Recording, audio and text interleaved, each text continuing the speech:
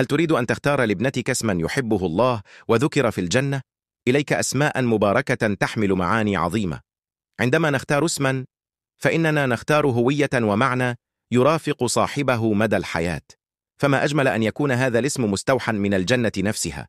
اليوم سنتحدث عن أسماء جميلة تحمل معاني مقدسة ذكرت في القرآن والسنة، ويرتبط كل منها بنعيم أهل الجنة. إذا كنت تبحث عن اسم مليء بالبركة والطهارة فهذا الفيديو لك. لكن قبل أن نبدأ، تحدى إبليس.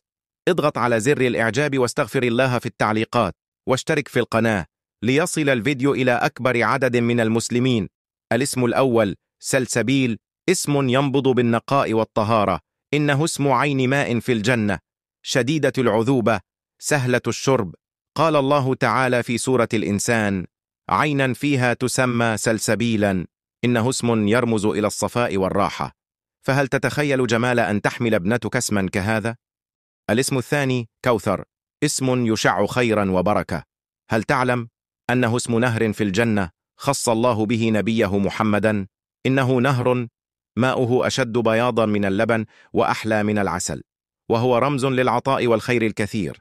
بل إن الله سمى سورة كاملة باسم الكوثر تخليدا لهذا النهر العظيم. الاسم الثالث سندس، الجمال والفخامة في اسم. سندس هو نوع من الحرير الأخضر الناعم يرتديه أهل الجنة. قال الله تعالى: يلبسون ثيابا خضرا من سندس واستبرق، وهو يرمز إلى النعيم الأبدي والراحة المطلقة. إنه اسم فخم ومميز، أليس كذلك؟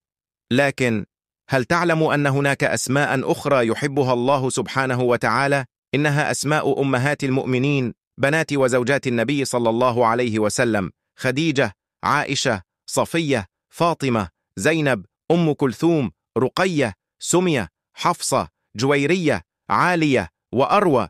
كلها أسماء تحمل معاني عظيمة وتجسد الإيمان والصبر والقوة والعفة.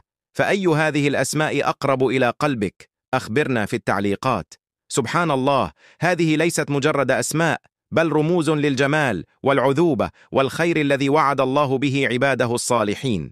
فهل تفكر في اختيار أحد هذه الأسماء لابنتك؟ أخبرنا في التعليقات أي اسم أعجبك أكثر ولماذا؟ ولا تنسى مشاركة هذا الفيديو مع أصدقائك وعائلتك، فقد يكون مصدر إلهام لهم في اختيار اسم رائع يحمل معاني من الجنة.